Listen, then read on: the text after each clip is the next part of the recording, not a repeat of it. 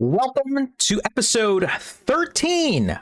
We are back, ladies and gentlemen. We are back after about 2 weeks of no podcast, but we are back here with episode 13, covering weeks 13 and 14. Well, week 13, very, not as much, but you know what I'm talking about. Anyways, welcome back, everybody. Hope everyone had a great Thanksgiving.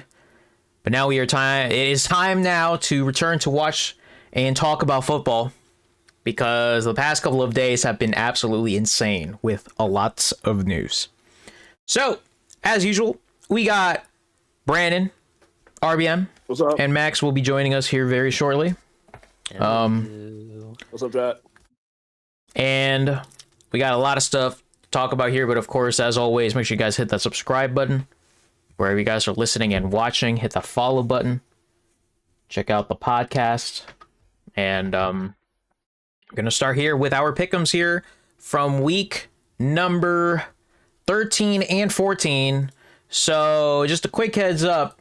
We did do our main pick'ems from week 13, or week 14 from week 13. So this is going to be a little bit of a mess. I hope not.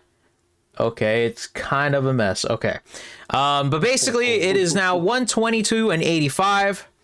I went 10 and 6 during week 13, but went 7 and 7 during week 14. And during week 14, the Browns, the Jets, the Bucs, the Ravens, the Bears, the Chiefs, and the Eagles all disappointed me. So there you go. There you freaking go. But now we have to talk about some breaking news that has come off of the past couple of days here. What happened? Well, Brandon, let me tell you, a lot of stuff has been happening, but a certain somebody has come back out of retirement. Ooh. Who could it be? And that man is Phillip Rivers, of all quarterbacks. Oh my god.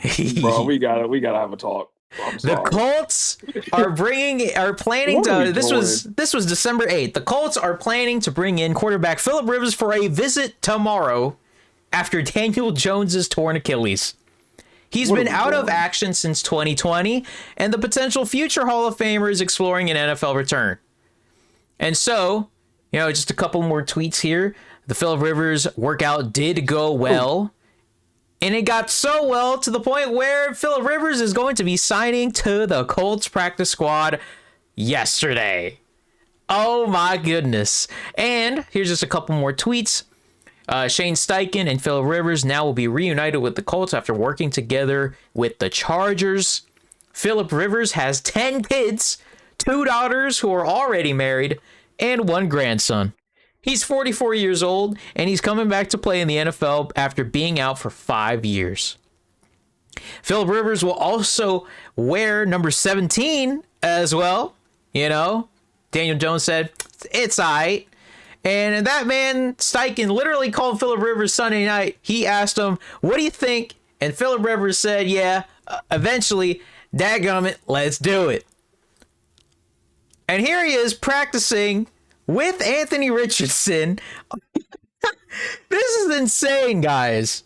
So, how do we feel about the Colts this is basically their chance to try and save their season, quote unquote, because let's face it, Phillip Rivers being out for 5 years is going to be a huge, it's going to be a huge handicap to me. So what do you guys think about this move here for the Colts? Because even if the Colts win one game here, they could be in decent shape. But we still won't know, because technically they haven't exactly ruled him to be the starter. So, because Leonard is still slated to be the starter, and he's still technically on the practice squad. So, what do you guys think about this this move here, bringing Phillip Rivers of all quarterbacks back. Yeah, Colts has been a great season, bro. It's time to pack it up. It's been a great season. Bro, hold on a second. Okay, look, man. It's been a great season. No, look. I would have. Look. Understand this, okay? Right, look. When Daniel Jones went down with that Achilles injury, terrible injury, by the way, terrible injury. Everybody basically said, "Oh yeah, the Colts are basically going to lose out. There's no shot." Okay. They're going to bring in Riley Leonard, and then who knows what Anthony Richardson is going to do. When they bring in here now Phillip Rivers, yes, 5 years. It's been 5 years since they've went ahead and actually... It's been 5 years since he actually played a damn game. But he at least kind of knows the offense. He's pretty familiar with the offense here. Plus, the last team that he was with the Colts, so there's some, sense there as well. Why not bring him back? Why not? But obviously, this is also just a whole. This is so unprecedented because you're bringing in somebody who is a grandfather of all things. He is 44 years old, has 10 kids. I can't believe that Steichen went ahead and just called him and said, "Hey, you want to go?" Yeah. So I'm like, bro, I think that's kind of crazy with the way all this went down. So that O-line is going to have to be like the best O-line of all time. Oh, you're going to have to protect this man at all costs. Yeah, I agree. So, hey, if he's familiar with the offense, then you know what? Fuck it. Why not, right? Bro, so, okay. What are we doing? Y'all, we're really hyping this up. We're talking about Phillip. Look, I get it. He's gonna be a Hall of Famer. Great career. I respect the hell out of Rivers. 5 years. The man looks like he weighs 250. Like what? Like okay. Let me calm down here. Riley Leonard, I think he suffered an injury, so I don't think he's gonna be good to go next week. But keep in mind, the Colts still gotta face the Jaguars, which is like 11th ranked defense. They still gotta face the Seahawks. They still gotta face the Texans again. And I forgot who the another team is, but this man gotta face all of these defenses when he hasn't taken a snap in 5 years. I get it. He knows the offense, but the fact that this dude was a high school coach and he was running the same offense as the Colts, bro. So he should know at least that. But if I'm the Colts, bro, I just give it a good John to Taylor every down. That's my opinion. I think Phillip Rivers is just at this stage of the career. And Larlar, keep in mind too, he was gonna be Hall of Fame eligible, but now he's coming back. He's gonna have to wait another 5 years, which is honestly insane. Oh yeah. It's true, look, man. So there is one thing with that. I don't know. Rich Eisen said that would be the delay if he gets signed into the active roster. Him being on the practice squad currently just doesn't. None of that is like, But if he does eventually go to the active roster, then he is going to be. Then his Hall of Fame thing is going to get delayed by another 5 years. Oh, he will. He'll get signed. Look, I respect him. I respect the most out of Rivers. I truly hope he does well, and I truly hope, God forbid, nothing happens like injury-wise. But Colts, it's been a great season, bro. It's been a great season. That's my opinion. Max, what do you think about Phillip Rivers coming back? He's old, bro. I don't know what's gonna happen. Look. I understand. There's a lot of there's uncertainty with this move, but think about it. If he wins it, they did it. If think about it though, if he wins at them at least one game, just one, they have a better shot of making the playoffs than the Chiefs at that point. Just saying. Yeah, I mean, okay. I'm gonna read this real quick. The Colts have the Seahawks this Sunday, right? They're at Seattle. Then they have the 49ers at home. Monday night game. Oh my God. Monday night. Then they have the Jaguars at home. And then they have to go to the Texans as their final game. You got 4 good defenses you got to face, bro. Yeah. That's crazy. That's three good. That's 3 good defenses and 1 damn good offense. Look, man. I don't know. If I'm wrong, I will fully admit that I'm wrong. I don't know. Because you got the Jaguars in a tight race, and the Texans are coming up. The AFC South is still a wide open race to grabs. Look. So we'll see, man. Look. All I'm going to say is that I feel like we have to see how this goes. But if he wins them a game, man. Oh, boy. If he wins them a game. I do think he'll win. I do think he'll win one. But I don't think. Now, people did say this. Imagine he goes to the playoffs and he faces the Chargers. Oh my God, that is the most scripted thing I've ever heard of. Wait a minute. That is the most scripted thing. Oh my. We'll see. Dude, and I'm sorry, I know I keep rambling, but this last thing. If both QBs never would have went down, Phillip would have never even thought about coming back. This man probably like, oh shoot, let me think about coming back like 2 days, like 48 hours ago, bro. This man literally got off the couch. He was like, you know what? F it, bro. I'm coming back. I don't know, bro. I don't know. I want to know like the entire story, honestly. Like, think about it, right? You like Steichen goes ahead and calls him. He'd be like, yeah, let's do it. And he probably was like, all right, you see, Miss Wifey, I know we got another kid on the way, but I gotta go really quick. And the 1 grandkid. Well. All right, that's my thoughts. I truly hope the best. Truly, I really do. I just don't see any magic happening. That's just me.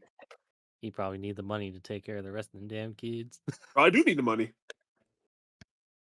Let's move on though now. Just crazy news. Just something that just came out of left field, because I'm telling you right now, I was downstairs when this news got announced. I was like, that's not real, is it? That's not real. Nah, that's not real. But yeah. So now we are going to very quickly touch upon the Week 13 games. Because once again, we weren't here last week. And I would like to at least recap Week 13 just a very bit here. Also, I have my screen share up just so you guys can see it better, you know. Or you guys can look at my stream as well, but, you know, I think it'd be better this way. But yeah, so the Packers won it over the Lions 31-24. Very decent win here for the Packers. The Lions defense, man, oh boy. The secondary once again just becoming basically scraps at that point. The Cowboys surprised the Chiefs, which, by the way, had a record best ever regular season game. Not best ever, but the most viewed ever. The most viewed regular season game ever. With I think 57 million. Oh my God, that is nuts.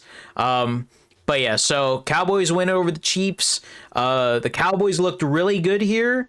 Unfortunately, can't say the same for this upcoming week, but the Chiefs just continue to look pretty damn mediocre. And Joe Burrow, later that night on Thanksgiving, went ahead and won against the Ravens 32-14, which obviously this went ahead and just said, hey man, the Bengals probably got something. But then this past week, no. So, yeah. The Bears surprised the Eagles on Black Friday, which was pretty damn dope. That was a pretty entertaining game because all the Eagles and the NFL are like, are the Eagles going to turn like the 2023 Eagles all over again? That's kind of what it looks like to me. I don't know. It's looking like it. Now some stuff from Sunday really quick. The Panthers upsetted the Rams, you know. The Panthers upsetted the Rams to keep their playoff hopes alive, which was very interesting. And if I'm being honest with you, if we had a power rankings, the Rams probably would have been number 2. We don't talk about who's number 1 though. Anyways, the Texans continue their run. They won over the Colts last week. And then later on, Sunday Night Football, unfortunately, Max, Broncos Yeah. 27-26 Oh, bro. off What of a heartbreaker. failed 2-point conversion where the Commanders God. really played their ass off, specifically Marcus Mariota, but unfortunately it was Man. not enough. So, Look at us now. Oh, boy. all right, now that was basically week 13. Let's go ahead and go to week 14 really quick. But once again, this is kind of just like a whole thing. We're going to get the blowouts out of the way, and we're not going to go ahead and dwell too much, especially since we are now at the tail end of the season. So let's really quickly talk about how the Seattle Seahawks eliminate the Atlanta Falcons 37-9. Just an unbelievable game here from Sam Darnold, and the Falcons just are dead in the water. Got nothing else to say about this game. Any thoughts? Just be honest. Seahawks once again putting belt to ass on a mediocre franchise. Yep, I was in it. I was literally right across the street from Mercedes-Benz, and I saw Falcons fans leaving at the third quarter. So that explains a lot. You know, Seahawks have a really good defense, bro. And Sam Darnold's balling. That's all I got to basically say. Kirk Cousins and the Falcons, bro. It's not looking good. Yeah, they're dead. Yeah. Oh yeah, they're for sure dead. Oh, they're 100% dead. Did have to say here, first in our history, 10 wins twice. The standard is set. Mike McDonald is the first head coach in franchise history to start the career with back-to-back 10-win seasons. Yeah, and I'll tell you this too, bro. Their safety, Nick Imori, I forgot I can't pronounce his last name, but he's from South Carolina. He had like a blocked punt. He had like a blocked field goal, a sack, fumble recovery, or 2 tackle for losses, which is like one of the most like ever for like a rookie to combine all those stats. So Seahawks got a really good defense, man. And this graphic here, basically with a melee reference, pretty dope here from the Seattle Seahawks, man. Wombo combo. Wombo combo, yes They know sir. their culture. That was really fucking dope, man. That is so freaking cool. They know the culture. I love it when teams just know like video game references, man. This is cool. Next one up here in regards to the blowouts. Unfortunately, this is kind of why the Colts went ahead and signed Phillip Rivers. But the Jaguars control the AFC South now and win over the Colts, where the Colts cannot just win for some reason in Jacksonville. 36-19. Jacksonville is starting a roll here. I'm not going to lie. Yep. Do I believe in them totally? No. But That's why we do. huh? It's the smallest smidge of hope of Jacksonville, honestly.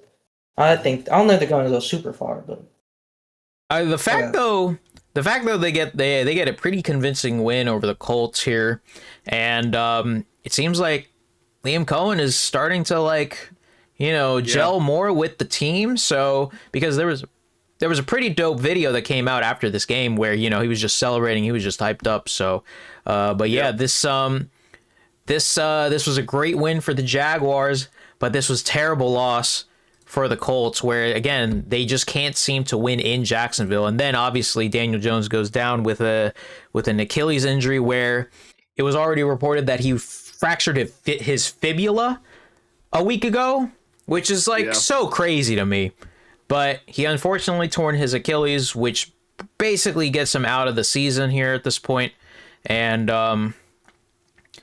as we mentioned earlier, I'm not really let's not go into it any further quickly like that. But if the Colts lose out here, they're basically out of the playoffs. So, and at the moment, their chances of playoffs pretty much are kind of also dead in the water. But then again, they went ahead and signed Phillip Rivers. So who knows? I don't know.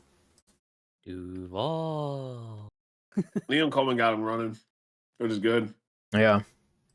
Any other thoughts with that game at all? Anyone? I mean, I think Trevor Lawrence is starting to figure it out, which is nice. But man, that AFC South race, bro, is really, really tight right now. Like very tight. we thought the Colts was going to take it, and here we are. I know. But the AFC South, we've said this probably for a good portion of the past couple of years, but the AFC South has been kind of been a little weak. But now, They got a pretty damn good division down there. It's so crazy because in the AFC, the worst division right now is the North. Yep, which is a whole flip. It's literally a flip. Crazy to me. But let's go on and move on to the next game. Unfortunately, Max, 31-0. The Vikings blew out the Commanders. And dirty hit on Zach Ertz, which basically ends his season. Yeah. Jaden Daniels also went down with a shoulder injury, and he will not play this upcoming game. Yeah. Well, Max, y'all are 3-10. It's just unfortunate at this point, man. I'm sorry. It's okay. I'm just waiting for next season. Fair enough. I would just shut Jaden Daniels down for the rest of the year. I kind of would too. There's no point. I think Marcus Mariota is getting better as the season's going on, but I mean, you just can't risk Jaden just getting hurt again, especially since that was the same shoulder that he hurt, same arm that he hurt. But I mean, on the flip side, though, the Vikings, bro, they are. JJ McCarthy, he did what he needed to do during that game, but it was really their defense. I wouldn't really trust. Yeah, it was really their defense, though. But yeah, man, that sucks. But here's the thing, though, really quickly before we go on to the next game. Justin Jefferson still only had 2 receptions and 11 yards. So yeah, I don't know what's going on over there in a blowout game. Yes, I don't know what's going on. I think he said in the interview he would rather win and not get the ball than get the ball and lose. So I guess he's not too mad about it since they won, but that's unheard of, man. Pretty much so. And now we got to go over to this damn game. Which king is now here? The Dolphins blow out the Gotham City New York Jets 34-10. Oh, boy. And any thoughts here? I'm gonna give King the floor first because he won. First quarter, absolute perfect quarter. Couldn't complain. I have no notes. It was the rest of the game where things kind of went down. Achane got hurt, so that obviously hurt the run game, but Jalen Wright was able to step up. Tua he tried real hard the rest of the game to lose that game. But the defense was pristine, keeping Breece Hall to 43 yards off 14 carries. That was the impressive. I understand y'all had obviously you had to go to your third string Brady Cook. Yep. But the fact that we were able to keep Breece Hall down was what saved us and what prevented everything. Honestly, I can't believe I'm saying it was a great defensive performance. Offense has got to start picking it up, even with Achane gone. I get that we were just running the ball and just trying to kill the clock after that 21-point first quarter, but yeah. Was there any update to Achane today at all? I didn't see anything. The thing that I've seen was that he's hurt, but it wasn't planned that he was going to miss time. Okay. It was a rib injury. That could mean we'll see how it goes. That could mean it might be a week. It might be who knows at the end of the day. Right. I haven't heard anything definitive. We got till Monday. We don't play till Monday, so we'll find out then. Okay. Yeah, King, y'all low key going on a little bit of a run here, man. I mean, we're 4-0 since firing Greer, which is the biggest fuck you and finally. Yeah, I mean that says something. But at the end of the day, we played the Jets, the Saints, the Commanders. I mean, we beat the Bills, but and then you beat the Falcons. Well, okay, that was before the 4-0 run. You're you're right. Too, by the way. Yeah. Y'all looking good.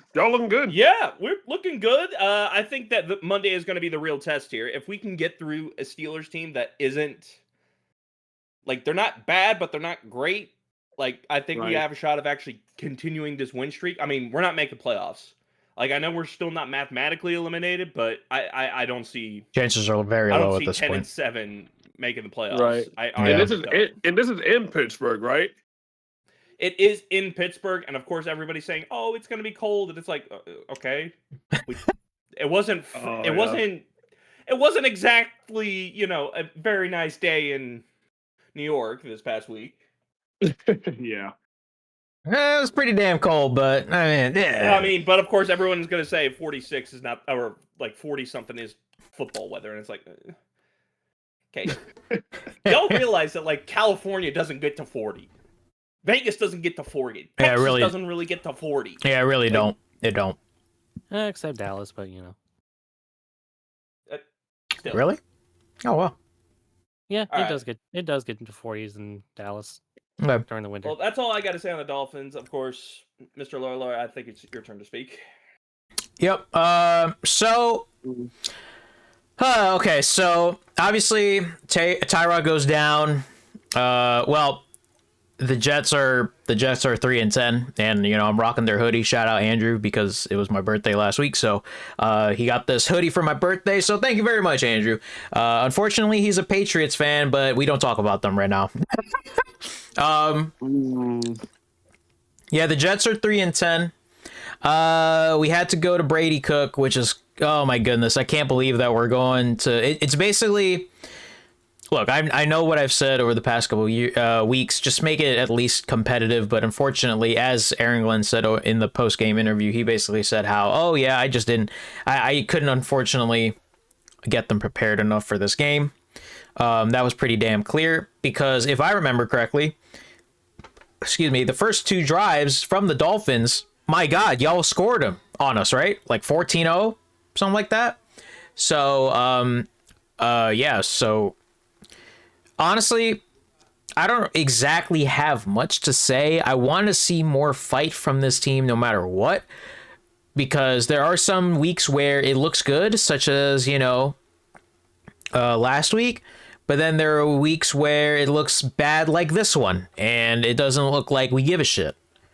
It just doesn't look like we give a crap about anything out there. So, I kind of just hope that as we turn the season down, obviously 3-10 is just not a great thing. I would honestly like to win at least one more game, just to get the vibes up somehow, some way. Just be more competitive, guys, and then we'll see how it happens next year. But yeah, the season's done. So, and if we got to go to Brady Cook, and Adrian Martinez of all quarterbacks, my God, this season's done. Well, here's the thing. Some Jets fans were like, hey, let's just see Brady Cook out there. Oh, yeah, we might as well. We absolutely might as well just see what he can do. It wasn't a total disaster from Brady Cook. It's just that, there were many times. Yeah, there were just many times where, you just can't throw the ball. And he got two picks, and then he also took 6 sacks. And it's like, oh, well.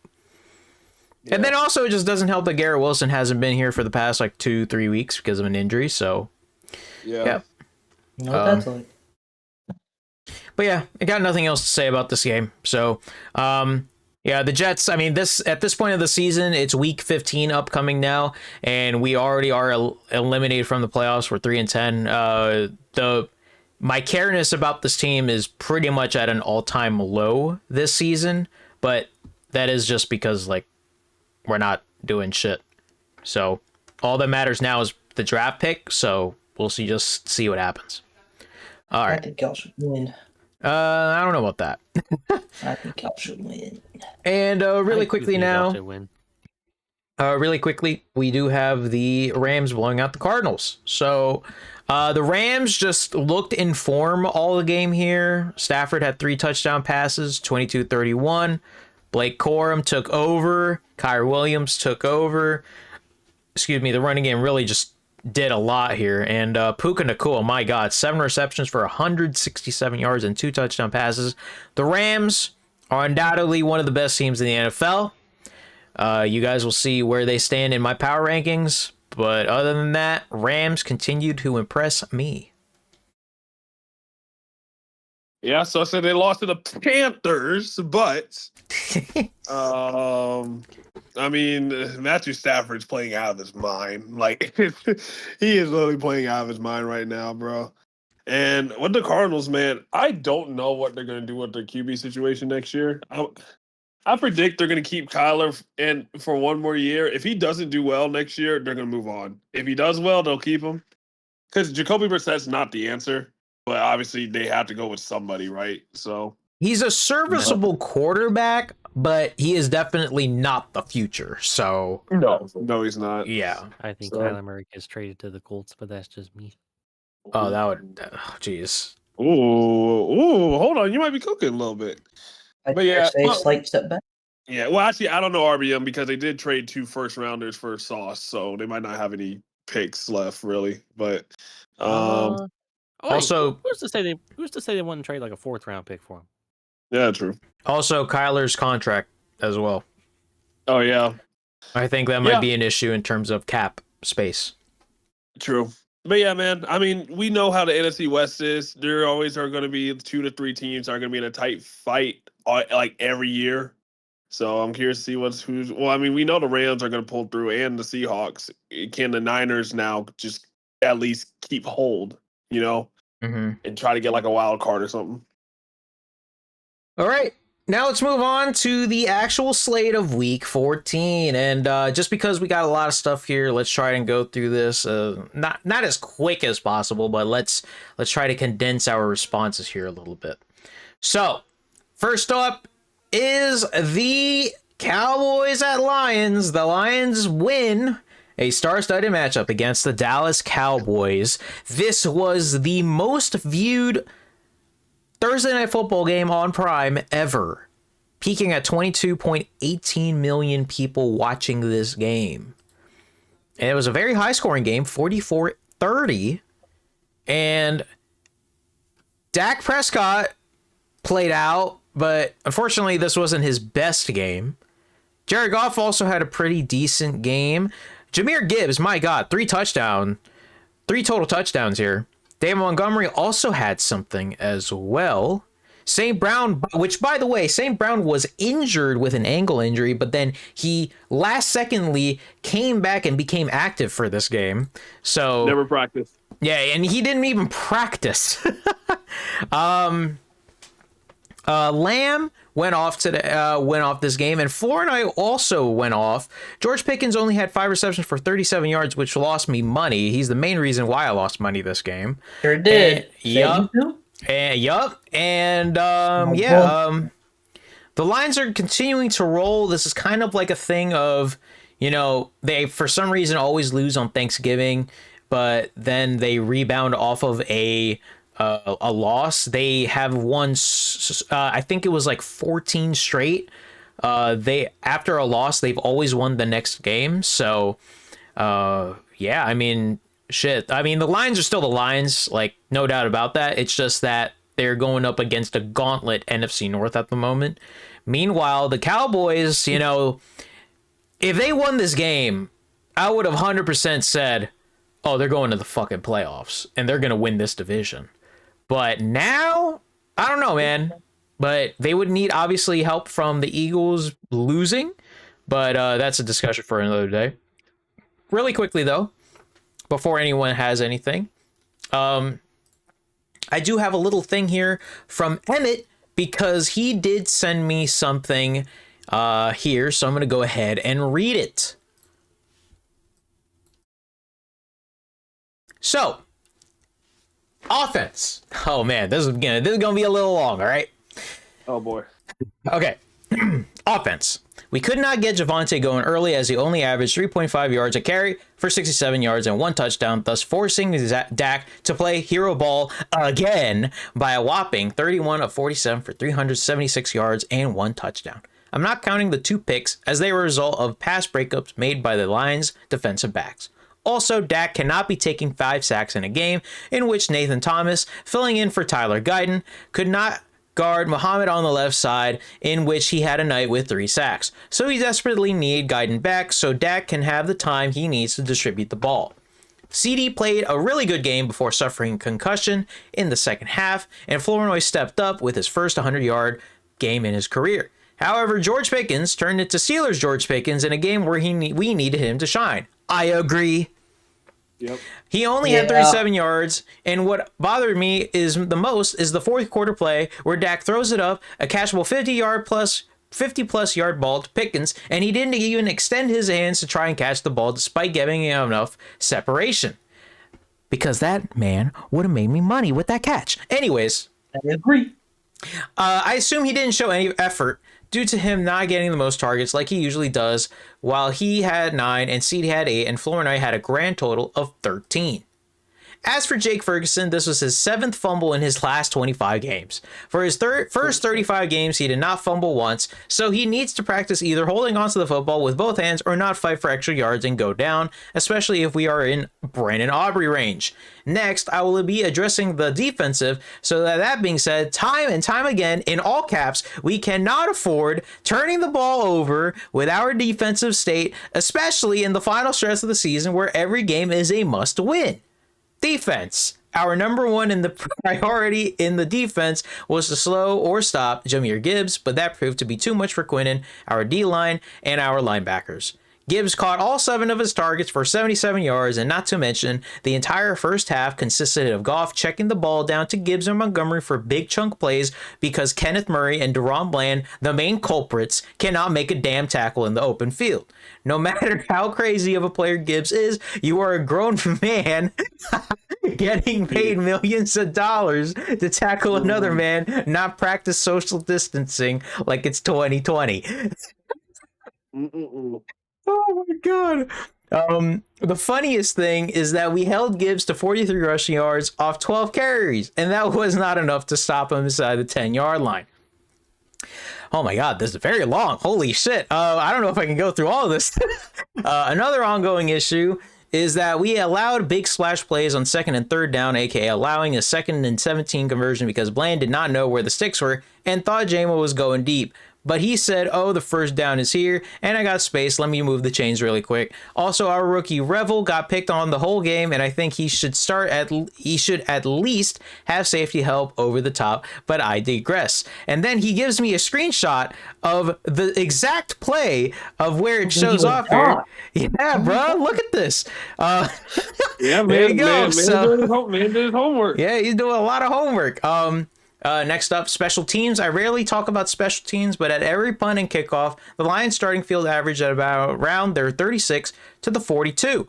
Thanks to our special teams coverage that missed a bunch of tackles on Tom Kennedy and Jacob Sailors. Our unit should be legally providing lanes without tugging jerseys or chop blocking. Penalties. In all caps. Before I say anything about the offensive PI on Ferguson, we are in a must-win territory, so undisciplinary acts such as false starts, holding, and going offsides will not be tolerated. On to the PI. This should have not happened, as there was a clear false start on Nathan Thomas, oh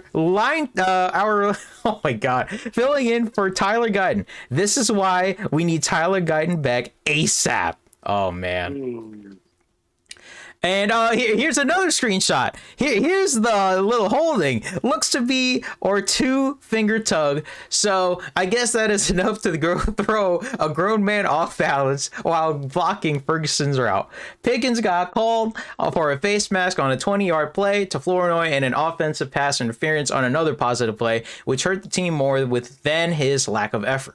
Now, this team is relying on the Bills and the Commanders to realistically beat the Eagles for us to potentially win the NFC East, thanks to the Chargers for keeping our playoff hopes alive. Just stop with the penalties, establish the run early, George Pickens has to bounce back, and more importantly, the defense needs to lock in like how they did with Kansas City and Philly. That would suck. Bruh! Good job on your homework, Emmett. Good job. Yeah, honestly, props to Emmett there, but I got to talk to him to condense this a little bit. But yeah, does anyone have any quick thoughts about this game here?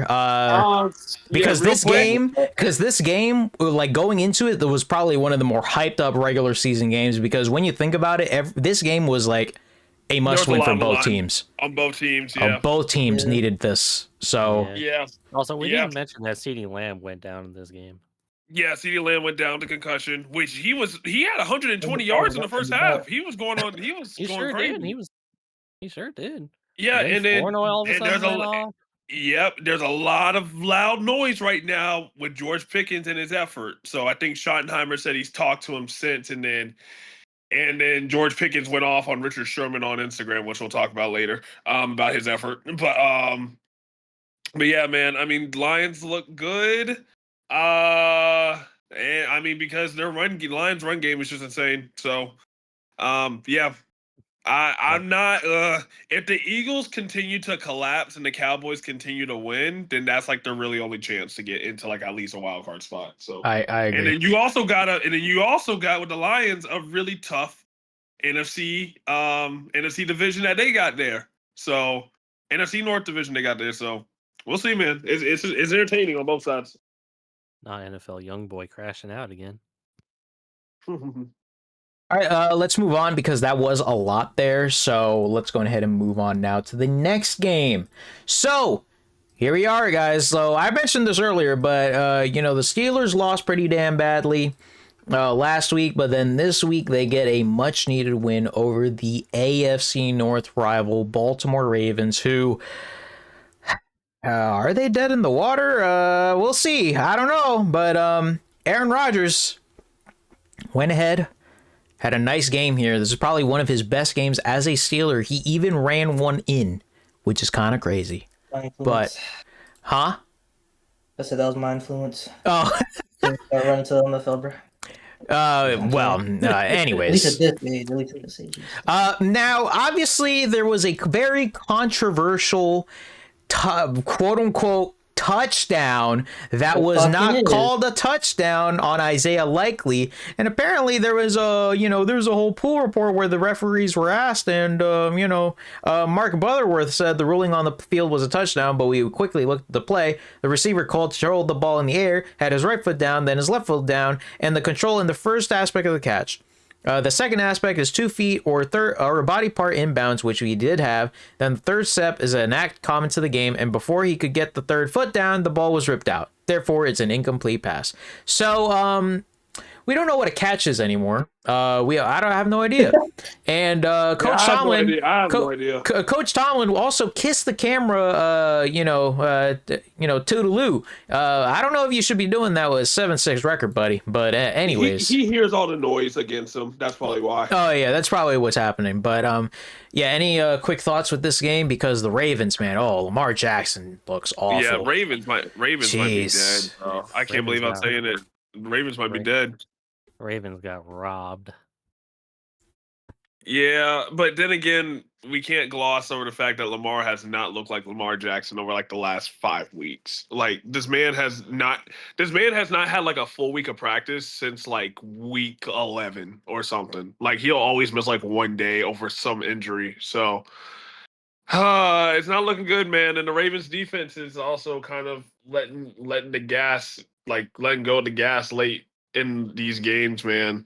But I'll give props to the Steelers. They needed a big win there. So yeah, man. I don't know. The Ravens I don't know. I think I'm worried about the Ravens. I'm worried about them. I don't want to call the Ravens dead just yet. I think the next couple of weeks will be telling. Yeah. Especially during a playoff push. Yeah. Since they're still technically in line to try to win the division. I mean, they're like right there. They would need to win the second matchup though, but which is going to be even more tough because that's in Pittsburgh. So, and they need to get past the Bengals, which have been on a resurgence lately. Yeah, at least offensive wise. The Packers and the Patriots. Yeah, I don't know, man. I just can't believe that the AFC North is hot ass this year. I don't know. They're watching like the best fucking division next week. Bro, please. All right, moving on to the next game here. This was kind of a banger game, but Shador started again with the Browns, but the Titans get their second win over the Browns in a rookie quarterback matchup, 31-29. So Cam Ward, huh? Two touchdown passes. Tony Pollard rushed that ball. This game was all on Tony Pollard. Oh yeah, it was on Tony Pollard, but Cam Ward at least had something, you know. There was also there was also that one play where Cam Ward tried to get about to get sacked by somebody, but then he threw him down onto the ground. I thought that was pretty funny. Yeah, that was pretty funny. But yeah, so they escape with a win. Shedeur Sanders had 3 touchdown passes. There was one that was pretty nice. He did have 1 pick and 2 sacks, but other than that, he had a pretty decent game as well. Almost 400 yards, rookie. Yeah, almost 400 yards. He had 364. Kind of crazy.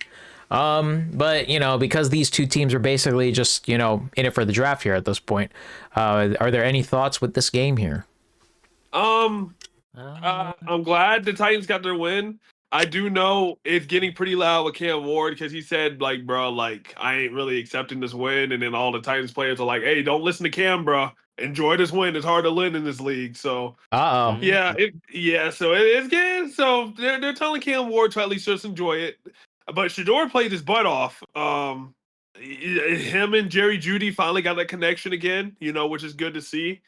But I mean, hey, it was just a good game between both teams, you know. I mean, even though both teams are not doing good, between themselves has been pretty good. So, and it's good that Shedeur is starting for the rest of the year, so he's gonna get more reps and stuff. And you know, and this is a good and I think this is a good turning point for the Titans. The Titans needed a win here, and it was good. So overall, good game. I'm surprised. Yeah, this is one of the rare instances where I have to look at this Cleveland defense and be like, what the fuck were y'all doing? Yeah, I'm about to say Myles Garrett didn't really have much of an impact. Yeah, Shedeur played his ass off. So we can't really blame the offense for this one. No. But yeah, one time where the defense needed to step up. The 31. Yeah, the fucking Titans of all teams. I agree, Max. What the hell? I know, right? But yeah, I'm glad the Titans got this win, you know, for my tank personally, but we'll talk about that later. I was kind of hoping Cleveland would win this one, but I agree. It is what it is. Cam Ward gets another win, and good on them, man. Oh yeah. Well, actually, it's funny you say that because the next game we're talking about here is the Saints game where they upset the Tampa Bay Bucs. Guys, the Tampa Bay Bucs are kind of like falling here a little bit because the Panthers technically do lead the division at the moment. Hey, as a Panthers fan to a Saints fan, bro, hey, we appreciate them. Hey, man. So, RBM, your thoughts here with this game because Tyler Shaw came out and showed out, kinda. This wasn't really much Tyler Shucks showing out as much as it was the defense shutting out Baker Mayfield. Baker went 14 of 30 for 122 yards, guys. Yeah, I didn't know that bad. Damn. Yeah, Bucky Irvin 15 attempts for 55 yards. Yeah, we kept their running game in check. We kept Baker Mayfield in check. This win was on the defense. Because our offense, it was passable, but clearly when our defense is balling out, that's all we need. So I'll take the win, especially since it's over a division rival. It hurts our tank a little bit, but you know what? A win's a win. Panthers fans, you're welcome. Cowboys fans, you're welcome. Yeah, we're happy. But what about these... What about the Bucs though, bro? Like 14 or 30, Mayfield was literally a potential MVP candidate in the first half of the season. Yeah, I think that shoulder injury is still lingering him. I truly think so. And plus they do get Mike Evans back, and who else do they get back next week? McMillan. Yeah, McMillan. Now here's another thing too. I saw someone on Twitter said this. So I was like, bro, how did Ibuka go from offensive rookie of a year to like a bust in like 5 weeks? I don't think he's a bust, but he just hasn't been you know. We was locking him up, bro. Like, yeah, it's kind of crazy, man. Back. He might show out a bit more. Yeah, so I don't know, man. I'm a little worried about the Bucs. I have been, so fair enough. Moving on to the next game here. Let's see here. Ooh, okay. Our next game It's gonna be at least. I think we can talk a little bit more about this game because the Bills win it over the surging Bengals, 39-34 in a snow game. So, guys, the Bengals had this game in the bag, all right? It did. Then Burrow threw 2 picks. So, look, man, Joe Burrow had such an amazing game. The Bengals are going to win this game, bro. The Bengals were literally about to win this game. And then Burrow threw those 2 picks, one of them being a pick 6. And it basically just shut him out. The Bills will then win and improve to 9-4. Josh Allen had a pretty damn good game as well. 22-28 for 251 yards and 3 touchdown passes. Dawson Knox was the GOAT. You know? James Cook still running. And Josh Allen had a touchdown run. The Bills, this is going to be... this is still going to be a pretty damn dangerous Bills team going into the playoffs, obviously. But we'll just have to see where they place, if they can potentially challenge the Patriots here for a potential AFC East title game here in a few weeks. But the Bengals, man, with this loss, they could not lose this game. But unfortunately, with this game, their surge and their run will most likely stop here. So, what are our thoughts with this? I mean, aside from those 2 picks from Burrow, this was a shootout. Yeah, A Bengals damn let this one get entertaining away. one to that. Yeah, Bengals let this one get away, man. I mean, they were literally, I thought they were going to take it away. And then, that pick 6, that was really well played. And then, Josh Allen doing Josh Allen things. Both QBs did well. I mean, Joe Burrow had 4 touchdowns. I'm actually really surprised at how well Joe Burrow's playing right now, coming from his injury. So, but other than that, man, I mean, the Bengals really, the Bengals are lucky that this division this year is not good. Like, they are lucky that this division is not good. So they still theoretically have a chance, but they gotta just win out, basically. It's Yeah. a very, very slim chance, though. Yeah, what I will say, though, is here's the thing that is at least, good for them. Then the rest of their opponents are not as good compared to the Bills. So if they needed to win out here, then obviously try and do it. But the thing is, you would obviously need help from whoever the Ravens are facing and whoever the Steelers are facing. There is a chance that this AFC North this year could be won by somebody who is 8-9, which is kind of crazy. Yeah, it's very sad, especially with how amazing the AFC North is, or North can be. But yeah, there is actually a decent chance that could happen, or it could just be the Steelers winning the division with a 9-8 record. Who knows? Who knows? But yeah, unfortunately, this loss really derailed their potential chance because, yeah, the chances of it actually happening are pretty damn slim. So, and they would just need a lot of help. So, right. But yeah, I was just going to say really quickly about the Bills, man. There is a potential world where out of the big 4 in the AFC, Joe Burrow, Josh Allen, Lamar Jackson, Patrick Mahomes, they're not going to be in playoffs, bro. It could just be Josh in that big 4. Yeah. It's really his time. Could be. I can't believe I'm saying that in the year 2025. Like, who had this on their bingo card? Nobody. But yeah, I mean, again, just a potential world. There's still 4 weeks left. But man, I was saying here with Mac like probably a couple days ago, if they don't at least go to the Super Bowl, man, oh boy, oh man, it's gonna get a little loud for the legacy. Get really loud. It's gonna get pretty damn loud for the legacy there. But yeah, Any other thoughts, or we can just move on? All right, bro. Let's just see what happens with the both Bengals and Bills, man. Yeah, man.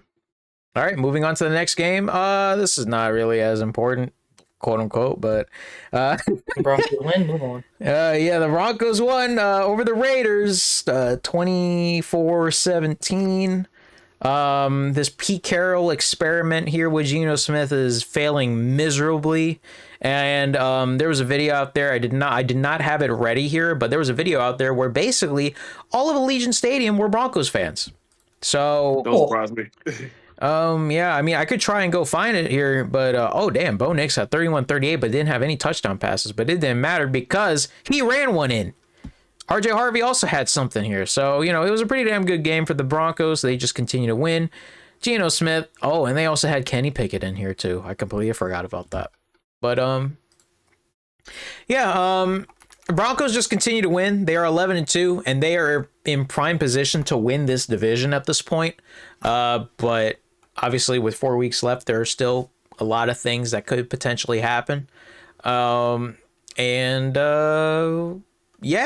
actually, here you go. Here's a good picture right here.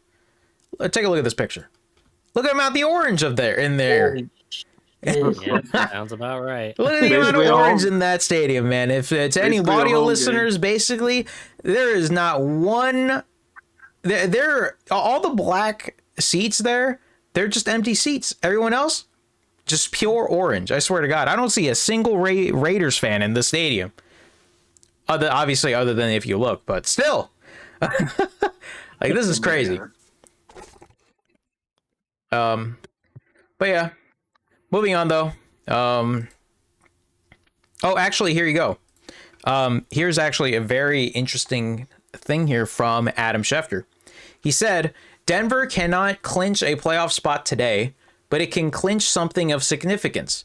If Denver beats Las Vegas today, the Broncos clinch any two-way tiebreaker with New England for playoff seeding based on better record against common opponents. Because if you do, guys, remember, the Patriots lost in week 1 to the Raiders.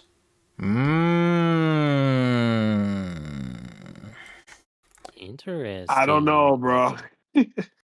Is it this tweet? Oh, there you go. Look at that. Look at that. Holy shit. Yeah, that's basically a home game for the Broncos. There you go.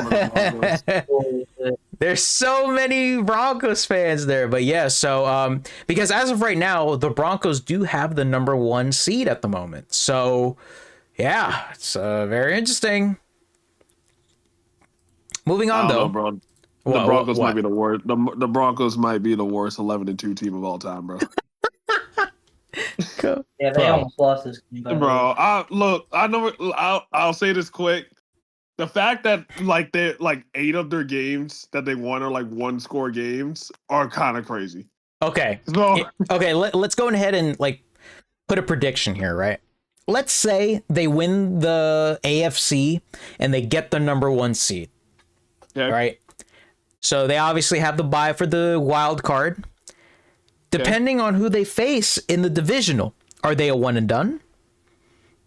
I don't think they're a one and done, but I just don't see them making it. So you think? So hold on, wait, because Brandon, by you saying that, you think they're gonna go to the AFC Championship game and host it? And somehow, bro, they almost lost to the Raiders at home as well. But here's the thing, though. Here's the thing, though. There is a world where they can finish 15-2 and have the number 1 seed in the AFC. Yeah, it is possible. I do agree. I guess it just all depends on who they face, because there are times where Bo Nix is like, bro, what are you doing? Listen, the Lions went 15-2 last year and lost. Yeah, that is true. So that is true. We'll see. We'll see. That's just my opinion, but we'll see. Honestly, I do see the 2025 Broncos being a one and done in the playoffs, depending on who their opponent is. Damn. Because if it's say like the Bills, I would even go as far as saying either the Jaguars or Texans. Yeah, they're a one and done. The wall. If it's say like, I think if they had the Texans, I think they could. Okay. If it's say like the Chargers or something. Nah. They got If that. it's the Chargers, then I could see the Yeah, Broncos no going to the offensive AFC line. Championship game. Bro, holy shit. The Broncos could potentially be the number one in the AFC. Oh boy. Just to lose. We'll see, bro. We'll see what Look, the Patriots can do. Here's the thing, right? I'm 99% certain that we had the Broncos high this upcoming season. It's just that I didn't expect them to be this high. Like, It's crazy because I think we lowered them a little bit after. I thinking think about it we and looked did. them out. Yeah. I think we did. We'll look at that in the future, but all right, let's move on. Next up here is the biggest NFC North matchup in years because the Packers won it 28-21 off of a game-saving pick from the Packers to seal it 28-21 here. Man, what a game this was. This was an amazing game, man. Both teams needed to win, and whoever wins this leads the NFC North. Man, dude, aside from that one pick, Caleb Williams didn't even have that bad of a game, bruh. Jordan Love, though, was balling. 3 touchdown passes. This is a pretty damn good game here from the Packers. And this is the type of win that can potentially convince me that the Packers can, again, potentially go to the Super Bowl. But who knows? We'll see. The Packers are 9-3-1. The Bears are now 9-4. Unfortunately, the Bears had the syndrome of trying the same play over again because the play where Caleb threw the pick to basically seal the game was the same play that sealed the game over against the Eagles on Black Friday. Unfortunately, the Packers did their homework and they could not get the touchdown this time around. Although, if Caleb did if he looked maybe even like a second earlier and he throws that to potentially DJ Moore, that's a touchdown and a half. So who knows how this game ends, but this was a great game to watch, guys. I pray that the Packers get to that they were going to get to the playoffs, but they get to the Super Bowl. I just hope it's not against the Broncos. It's going to be such a boring game. I do not want to see it. It's going to be just defense against defense, bro. We're going to see 3-3 at the end of the half, bro. No, you better not. No. I can't. I just can't. So yeah, I don't know, man. Well, what we got here? I mean, look, I'm happy for Bears fans. I know they lost. I'm happy for Bears fans because I know that they're competitive again. But I mean, hey, Packers, Christian Watson, bro, he is. Yeah, he's a beast, man. I'm so glad that after his injury, people are a little worried that he might not be the same. I think he's arguably better than what he was before he got injured last year. Yeah, so that's nice to see. And then look, man, I mean, Micah is getting to the QB. That's why the Packers paid him so much money. So I think all there is now for Packers is if they just stay consistent with good play, they could go far. I agree. And with the and last thing too with Bears. I mean, the Bears got a good defense. The Bears defense is solid. Same thing with the Packers. Honestly, probably same thing with the Packers. If the Bears and Caleb can show consistent good play, they could make a run. Caleb is in this weird state where I feel like we've had this thought probably like a couple weeks back where he has flashes of being good, but then there are some throws where it's like, what are we doing? So yeah. I still think his best game by far is against the Cowboys. Yeah. Mm-hmm. If he plays like that for the rest of the season, he's good. Oh yeah, absolutely. He's literally Derek Carr with fingernail paint. Here's what I will say. Here's what I'll say in terms of like the Bears, because obviously the Bears are 9-4. They have a great record. Honestly, who would have thought that this would be the record for them going into Week 15? This is Ben Johnson's first year. Right. The Bears have found their head coach. Turn it around, bro. They are 9-4 now, man. They have found their head coach for the foreseeable future. Go ahead and get a full offseason in here with this entire squad up again, and then see what happens next year. Like, obviously, I don't want to be saying that because who knows how they could end up with this season, but let's say, for example, like they're 1-0 in the playoffs. At least they got into the playoffs. Give them a full off season, and then Caleb continues to grow. Oh man, next season might be deadly. Oh, Yeah. So Yeah. I think he gets a whole another training camp of Caleb. I think he's probably at least top 20, top 15 maybe QBs in the league, I think. Which pains me to say, but Be careful saying that because Bears fans said the same thing about Matt Nagy, and look what happened. well, I think there's a clear talent gap here. That, yeah, yeah. Like, I could see where you're coming from with that, but I don't know. Like I still need another year with Ben Johnson with the Bears to see if he's actually like their coach of the future. Like I need to see more. I agree. Okay, I don't know. I feel like for me personally, they got him like 9-4 in his first year, and it feels like everyone's behind this man. So mind you, they were awful last. they were very bad last year. So yeah, but yeah, this was a great game to watch, man. This was a great game to watch because man, if Caleb wins this game, oh boy. Can you He won in imagine? Lambeau Field last year. Can you It would get so loud. Can you imagine what the conversation would be after this game if the Bears won this game? Oh my goodness. Oh my God. Then I would have been convinced the Bears are going to go ahead and go to Super Bowl. No, I'm kidding. I'm kidding. Whoa. God. Kidding. Not this year. I cannot allow that to happen, I fear. Maybe not this season, but next. Ooh. Also, I'm keep in waiting mind for that the NFC Championship game Also between the keep in Bears and mind the the Commanders. Bears held the number 1 seed coming into this game. Oh yeah, they're number 7 now. Which is funny. That's so funny. That's so so crazy, but that's also just how crazy the NFC is. But speaking of not the NFC, we're going to go back to the AFC because of Sunday Night Football. So, guys, this game, oh boy, the Chiefs and the Texans shut down the Chiefs 20-10 on Sunday Night Football in front of a national audience, and the Chiefs kept dropping pass over pass over and pass all over again, to the point where Kelsey drops a pass that basically sealed the game because the Texans took away that ball and intercepted it. And boom, boom, boom. I've never seen Patrick Mahomes with this stat line. You guys want to hear this? 14 of 33 for 160 yards and 3 picks with 2 sacks. And he was also the lead rusher of the team. Holy fuck. 59 yards rushing.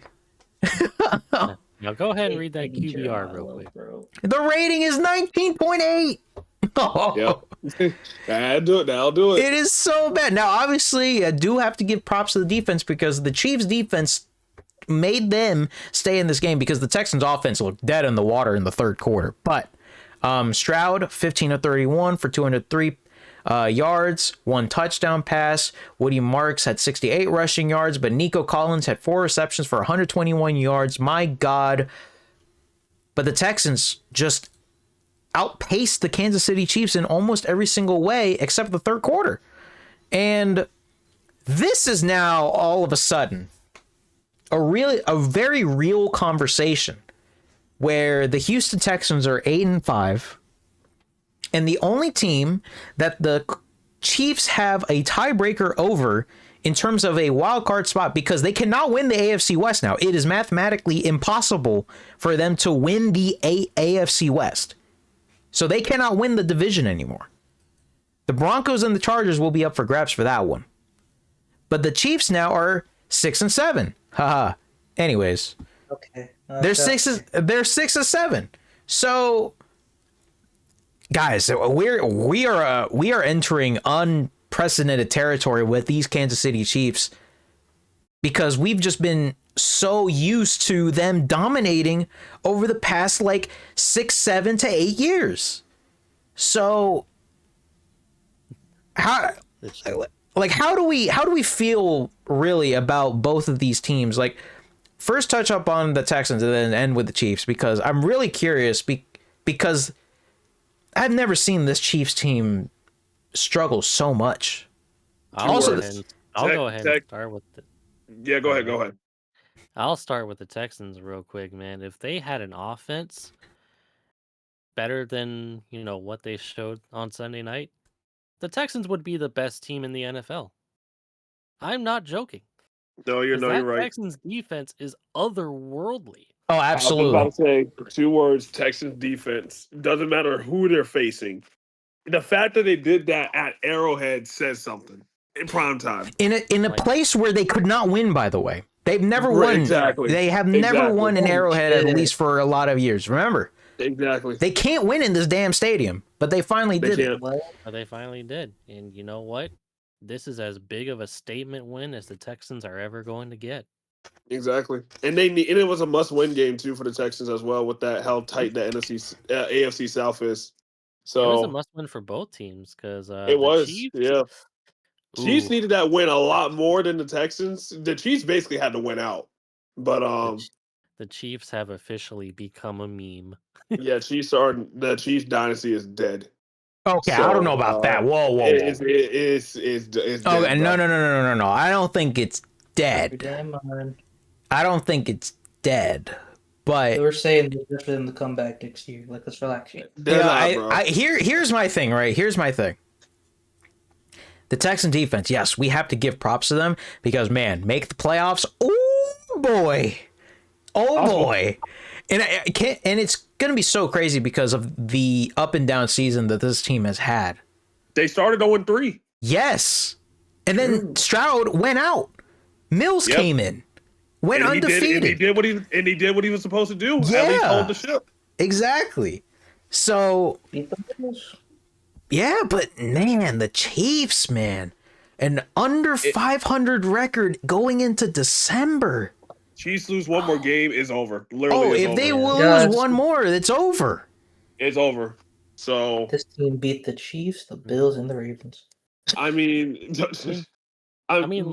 look at a lot of the flaws that the Chiefs had last season.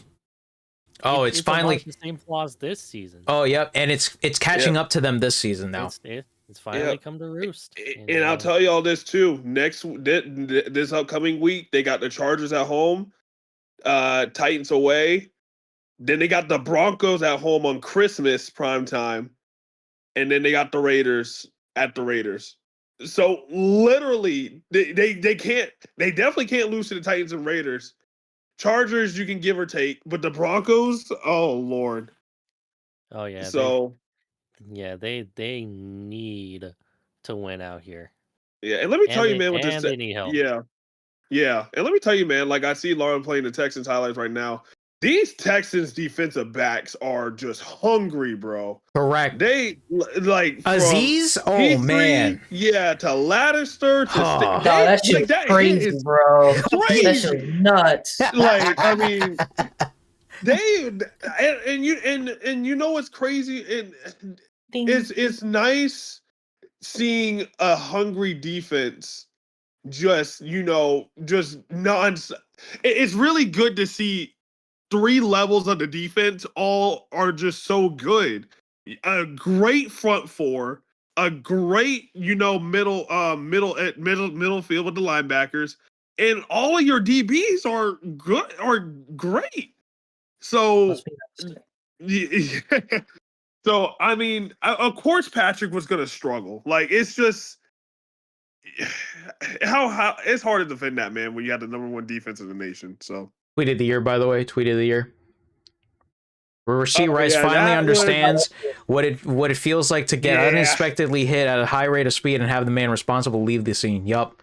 Yeah, it's kind of crazy. Also, look at the amount of views this tweet has. 17.6 million, bro. Holy. I mean, hey, good for them for making that tweet. But yeah, man, Texans. If the Texans go on a run, they have a shot. With the Chiefs, bro, one more game is over. They They just need CJ Stroud to return to form, and they're good. I promise. Exactly. For real. And I yeah. still think he's warming up to it.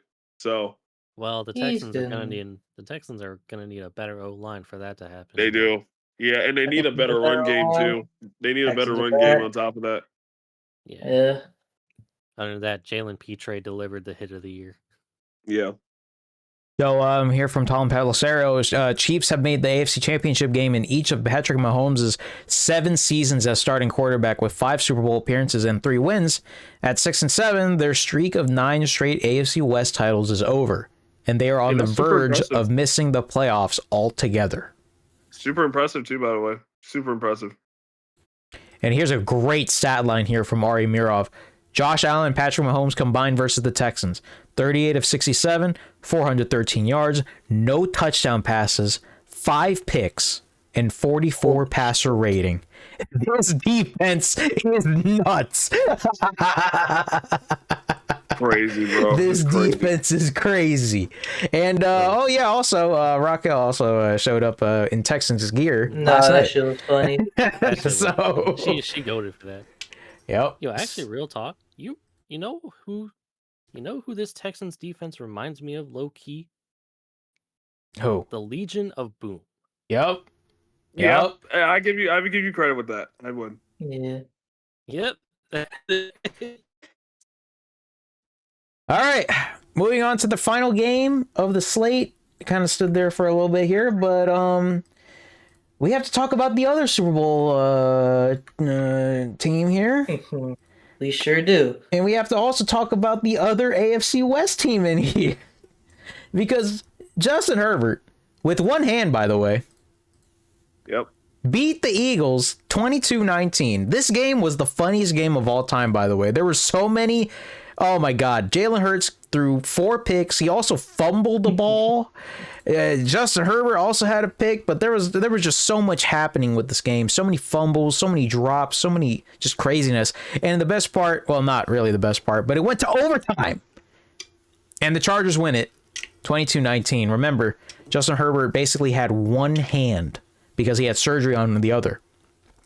So, the Chargers, now 9-4. They needed this win because if they lost this, I would have been very worried about the rest of their schedule, because the rest of the schedule is not going to be easy at all.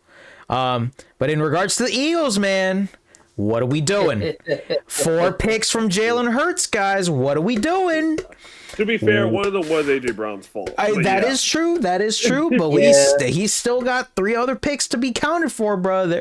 There was some. Oh, man. I know the NFC East. I know we're ass, but Eagles, what the fuck going on, bro? Yeah, Jalen Hurts is the first player since 1978 to have a turnover, 2 turnovers on the same play by the same player. So I mean, yeah, and the bunny's no longer there. So I don't know, man. I mean, the Chargers definitely should have not won this game. They should not have. The Eagles, bro, it's. You know what's crazy? Saquon actually had a good game, a great rushing game, right? He did. Finally had the ball going and everything like that. And it all came down to, freaking Hurts, because the defense tried to do their job. Cooper DeJean was guarding Ladd really well. He had him locked up all night. But then again, bro, that Chargers O-line is letting everybody through. I get it's the Eagles defensive front, but that Charger O-line, something needs to get fixed. I know you got no Joe Alt or Rashad Slater in there, but you can't have Justin running for his life every single play like that. Which is why I was honestly very concerned that if they lost this game, oh man, they might not make the playoffs.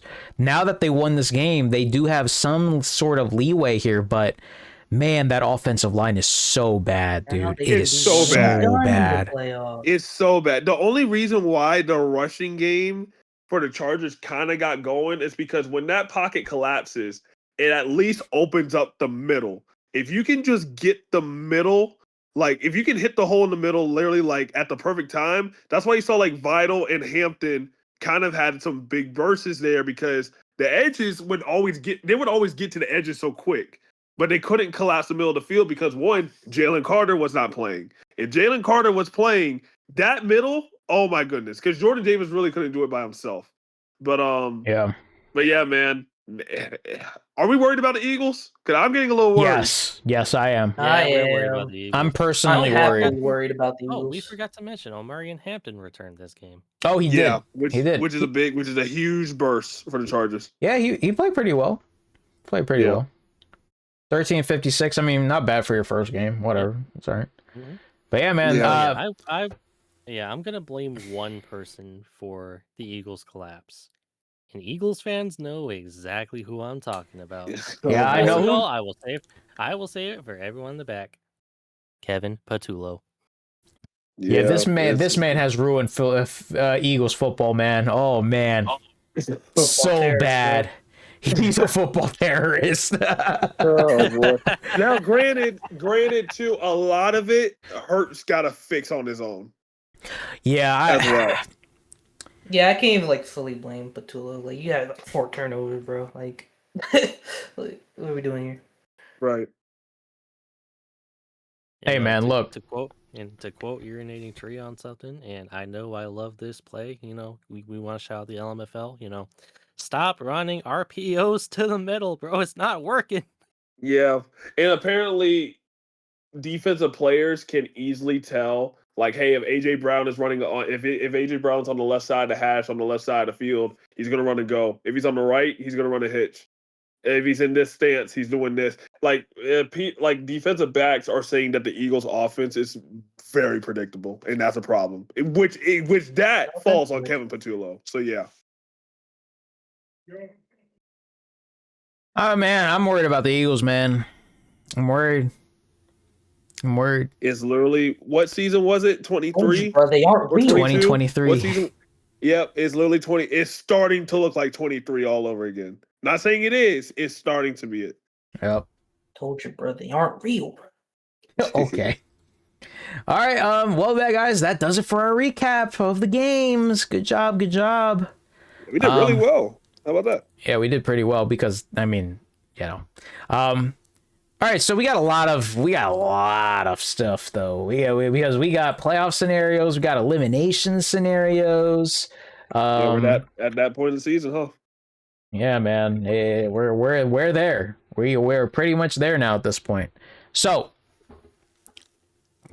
on week 14, Jets, Browns, Commanders, Falcons. Let's go. All eliminated from playoff contention. Minnesota remains alive due to their win, but Vikings are not making the playoffs. I know they have that stat, but it really don't matter. Wait, which one? That division this year? The Vikings one. Oh, yeah. Yeah, who cares? We were eliminated last week. Yeah, there's no way the Vikings are, We have eliminations, but we now have scenarios for this upcoming week. So Denver clinches the playoff berth with a win, or we can just ignore all the ties, or Texans lose. Oh, and Colts lose. So yeah, I mean, there you go. We're still alive because OBS went down for me, bruh. Oh, bro, it doesn't like the Patriots, bro. Yeah, I don't think it likes the Patriots, bruh. Even OBS is on the FTP agenda. But yeah, man. But to continue your thought though, like, I mean, with the Patriots, they're at home, and this is literally their best shot to literally win the division because you're facing the Bills. If you win, then you also diminish the Bills' chances on, like, a playoffs, which they'll probably still get playoffs, but that's big. That's huge. This is a bigger game than we think, I think. I know, and the fact that it's at 1 p.m., this is freaking crazy, man. But guess what? The tweet, the next tweet is going to be even crazier to look at. Here's the playoff picture. Oh my God. What are we doing? Broncos. Texans Patriots would be a fire wild card. Oh my goodness, yes. Oh my goodness. That'd be a fire wild card matchup. Oh my goodness. Well, actually, when you kind of look at all these, a lot of these matchups are pretty good. A lot of these matchups are really good, man. You got NFC North again. Niners, bro. Eagles, which would be like NFC Championship rematches. Right. Bucs and Seahawks is sneaky. Because remember that good game earlier that year between Baker and Darnold? Yeah. That was a good game. Yeah, that was a very good game. Yeah, Harbaugh versus Tomlin, which would Yup. be pretty dope. And then, who? Now that's just if it's right now, but yeah, Yeah, man. but look at this playoff picture, man. What are we doing? Oh, It's crazy. man. Gross. Crazy. Oh man. All right. Moving on though. Here's one last thing. So, as of today, we are 60 days from Super Bowl 60. Yeah. Almost there. Almost It's there. it's about to go away, bro. What are we gonna do? I know, right? Like, what are we about to do? Cough, cough. 60 days from the Super Bowl, I gotta start thinking about the LMFL. Cough, cough. Anyways, That's the money. um, I got practice. moving on though, we have a lot of injuries to go ahead and report, so let's go ahead and do that. So It's gonna be a long list. St. Brown, this was from 2 weeks ago, but he played, so yeah, here we go. It doesn't matter. He didn't even did well. practice. Josh Simmons for the Chiefs. He left the stadium in a cast and is out indefinitely. So That sucks because he's a really good rookie. Mhm. Yeah. Brian Branch suffered an Achilles injury. That's huge. All right, moving on. Zach Ertz tore his That ACL. sucks. That Terrible, sucks. terrible way to go out because I think he's gone after this season. Honestly, a terrible way to It's tiring. I think there's no. terrible way to go out because the hit was pretty damn dirty. I'm not gonna lie. Yeah. Sure, So, fucking was. I Yeah. understand what Mac's talking about. Fuck the Vikings. Kind of like what Max said. That I hate. People are saying that might be the end of his career because of just how old he is. Oh, I think I hate it, but if we're being realistic, I wouldn't be surprised. Yeah. All right. So a look at the Colts' current quarterback landscape. Daniel Jones will undergo surgery for his torn Achilles. Riley Leonard is now the only healthy quarterback. Brett Rippon is on the practice squad, and obviously Ew. Anthony Richardson remains on IR. But obviously, as we know, Phillip Rivers is now also there. Then the Colts have placed Daniel Jones and Chris Lamons on injured reserve. So, and then they signed Phillip Rivers. So, excuse me. Ethan Pocic tore his Achilles, so that's the Browns center. So he's going to be out. Not sure why I have this again, but yeah. Daniel Jones is going to be out for the rest of the season. Devon Achane, as King said earlier, fell on the ball during his 29-yard run, which caused the rib injury. He is adamant he could return, but McDaniel held him out. He got an MRI. Availability for Monday Night Football looks good, and he will likely practice later. Kelly ruptured a patella tendon in yesterday's loss. The upside is that there's no ligament damage for the Raiders, so that's at least good news for him, but no one wants to. You don't want to see anyone injured. Keaton Mitchell suffered an injury, but there is no structural damage, so John Harbaugh calls him day to day. All right, fair enough.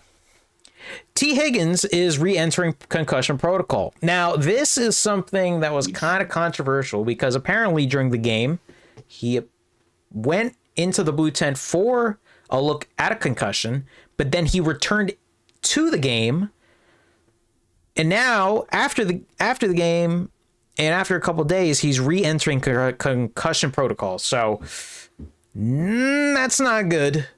Not a good look. Yeah, it's not a look good. It's not a good look at all.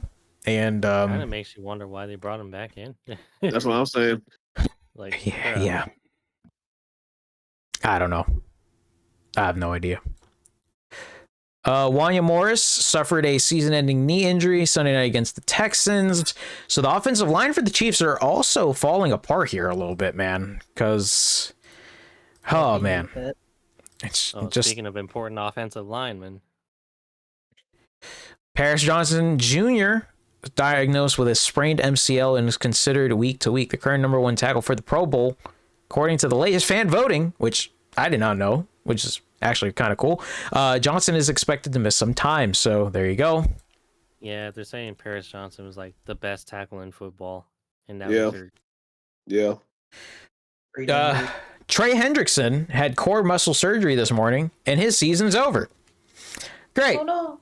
You know, the thing with Trey, I'm very surprised of how much of how least of an impact that he's really had this whole year. It's like the Bengals literally could have saved $13 million or how much they paid him this year just to let him go, because he really didn't. He really didn't do anything. I hate it for obviously him. I hope he recovers, obviously, but in terms of just of his play for this year, it was just not good. Yeah, and remember, he had that whole debacle in the offseason as well, so. Yeah, no, and look, he deserves to get paid. I do think so. But I truly think because of him holding out and him missing a lot of camp, just dwindled his performance. Yeah. Look at Shamar Stewart, for example. Well, we'll get to him in a second. Trey Benson for the Cardinals. The Cardinals are not activating him, so his season is over, so. That's not good either. I mean, the Cardinals, boy. Cardinals got a lot of they have a lot of decisions to make this offseason, man. Yeah, they do. Mike Evans is slated to return tomorrow. Not good news Same for with Kansas fans. same with McMillan, but I think I have a tweet in a second here. Dan Quinn says that Marcus Mariota will be out. Will be starting this Sunday. Jaden Daniels is ruled out. Max, you might as well just sit him, no? For the rest of the season? It's a mixed topic because it's like, yes, just sit him because we have no reason to play, but also you want the man to at least get reps before he goes out for the season to training camp. So it's kind of, but I don't really care at this point. Fair enough. Let's see here. Oh, just some more information. There was no structural damage, so there's nothing long term. But he did aggravate. Yeah, he's good. Yeah, so he's probably gonna come back for fucking Eagles, I think. Yeah, but the more wear and tear you have on some parts of your body, it's just gonna linger to other parts of your body, which is probably how Daniel Jones' fractured fibula on one leg makes your other parts of your body have to work more. So that's just the cautious thing about it, Yeah.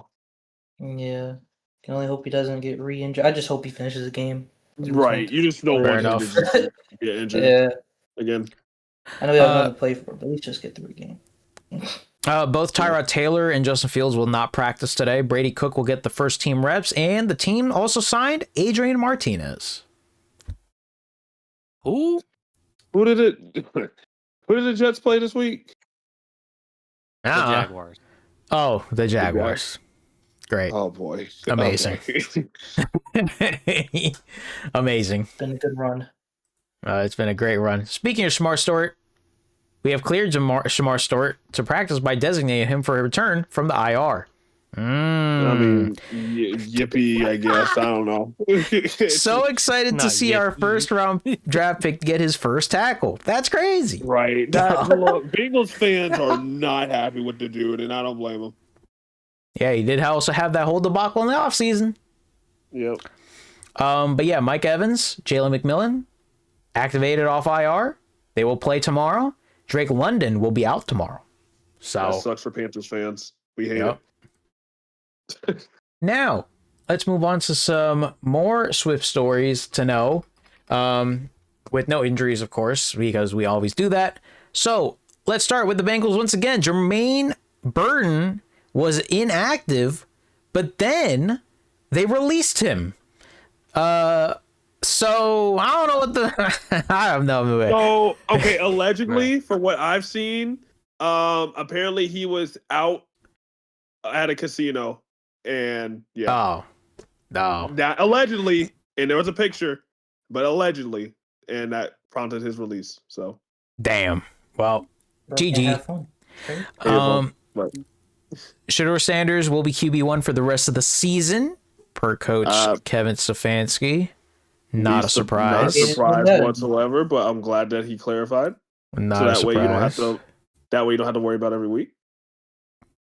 DeMonte Casey, most recently the Browns, is signing with the Lions practice squad. So there we go. More help here, safety-wise for the Lions. Okay. You know? Oh, man. He's decent. He's like a depth player, but I mean, you know. Yeah. It's a start. Oh, yeah, there you go. The Bengals are releasing Jermaine Burton. He was suspended for Sunday's game. Final straw for Cincy. Now he heads to waivers. Well, there you go. Let's see if he gets picked up, I guess. He probably will. Yeah, most likely. Moving on here. Zach Taylor won't get into the details of the suspension, but he then says hopefully he gets a change of scenery and can do good things for him. What the fuck? Yeah. Okay. Yeah. All right. No, yeah. That's kind of a passive aggressive way to say, you suck. You can go to another team now. Yeah. Yeah. John Harbaugh said the catch rule, quote, is about as clear as mud right now. Quote, that's how I feel about it. We had a conversation with the league office, and we appreciate that, but it didn't clear anything up. It didn't make any easier to understand. Yeah, like we had the meeting, but we left with more questions. All right, well, there you go, I guess. Speaking of the Ravens, though, Ben Cleveland is suspended for the club's next 3 games because he violated the NFL substance abuse policy. Goodness, man. What is going? Keep going. Just keep going. Oh, sheesh. That man. What is going on? Early. Meanwhile, veteran edge Jason Pierre-Paul is signing with the Bucs practice squad. What the hell? Yeah, that's probably the most random news of the week. I don't Hell? I mean, I guess the only reason why I see this move is because they have been getting injured on the defensive side of the ball, so I guess they just want to have somebody that can rush it. But yeah, that's a little bit Rivers and Jean Pierre-Paul, bro. What's going on? Yeah, I don't know. I mean, shoot, Julius Peppers was playing until he was about 40, and he was still doing well. So. Here's some international news here. The NFL announced its return to Munich in 2026 and 2028 as part of their multi-year partnership with the city of Munich and football club Bayern Munich. I like that. Interesting. Okay. Yeah. Munich's Germany has a lot of good NFL fans, so I like that for them. Oh, here's a very interesting thing. Mike Kafka of the Giants again declined to share any details on what led to the firing of assistant D-line coach Brian Cox during the bye week, but the sources say that the final straw was Cox's reaction to the seating arrangement being changed on the flight home from the Patriots game. Assistant coaches typically sit near the front, but they were then moved to the back on that flight. While that was a big deal, and what exactly transpired from there to lead to Cox's firing is unclear. What? Sounds like he crashed out at a flight attendant. I don't know. What are we doing? Oh my god! What the Giants season in general is just, I don't know. The NFL is shortening the time between picks in the first round from 10 minutes to 8 minutes, starting with next year's draft. I like that change. Very good change. Like that. I approve. The Falcons will play an international game as the designated home team during next season. So yeah, I was talking to RBM about it. That's an embarrassment to international fans, bro. Yeah. Sorry about it. Whichever country decides to host the Falcons game in 2026. Sorry about it, bro. Yeah, sorry. Well, here is something that is interesting that came up today. The NFL's collective bargaining agreement with officials is set to expire on May 31. And I'm guessing EVP is Executive Vice President of Football Operations Troy Vincent told owners today that talks on a new deal have been unsuccessful as the league pushes for a performance-based model. Areas of focus from the NFL in any new deal include tying compensation to performance, greater flexibility giving the best performing officials postseason assignments, access to more practice reps, extended probationary period to assess new gaming officials, and flexibility to remove those who are unperforming, shortening the dead period that currently runs from the Super Bowl through May 15, and increasing the number of game officials to develop a deeper bench. Moving onwards, the message, per Ian, advocating for changes to the collective bargaining agreement that will improve training, reward performance, and increase accountability, and using technology available. So I'm not quite sure what this really means at the moment, but they want to at least try and do something with the refs. I mean, I guess, but So They said Mahomes is not winning enough. I don't exactly know what this means fully, but it sounds basic- like, yeah, go ahead. it's more than likely. So you're right. You're right. Basically, they want to do more with the refs, as in like knowing more of the, making sure the refs like know the rules, actually like have a deeper dive of what each rule is, like know what's a good play, or bad call, good call, and kind of like, add a little bit more flexibility in terms of like what the refs should do, which I think is a good thing. So I hope it pulls through, because we've seen some bad calls this year. So, Yeah. so yeah. Oh, you think it's just this year? It's been the past damn decade. Right. So I'm glad the NFL is trying to do something that, changes that. We have some flex news. Patriots at Ravens is Sunday Night Football on December 21st for Week 16. It was flexed into damn. Week 16 Sunday Night Football. And alongside that, it was also finalized that the Saturday doubleheader on December 27 will be Texans Chargers at 4:30 and Ravens Packers at 8. Two good games. Two solid games. So, yeah, those are pretty damn good games right there. Yeah, 3 solid games. I like it. And so now we are going to go ahead and listen to the soundbite. We've never done this on the podcast, so we're going to go ahead and try and do this right here. We're going to listen to the soundbite because apparently Joe Burrow gave an answer about finding fun in football during his birthday press conference. Happy birthday to Joe Burrow, by the way. But the first comment under this Reddit post says, this is pretty concerning interview that he gave. It sounds like he's about to Andrew Luck it. Whoa. Let's listen to this answer here. Let's listen to this. I want to keep doing this. Sorry, I think you can only hear this on your left ear, but yeah. If I want to keep doing this, I have to have fun doing it. I've been through a lot, and if it's not fun, then what am I doing it for? So that's the mindset I'm trying to bring to the table. Maybe I'm reading too much into it, but it seemed frustrating. There's just a lot of things going on right now. Football related, personally. All the above. Like you said, there's nothing.